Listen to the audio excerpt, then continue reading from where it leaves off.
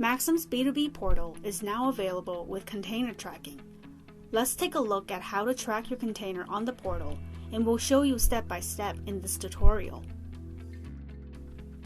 First, go on MAXAM's website and click on Dealer Login. Now click on your region.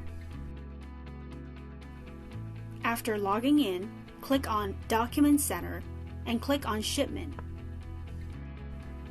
Here, you'll be able to see all your shipments. You can even search by your container number or PO number. Let's click on Track Detail on one of these shipments.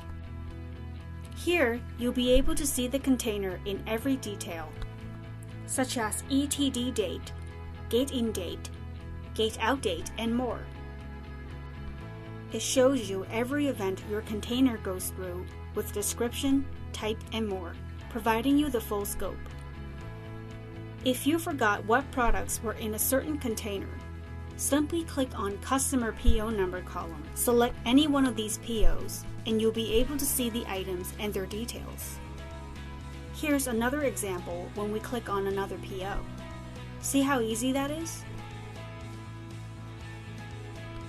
You can even track and learn more about your container by clicking on the shipping line's name.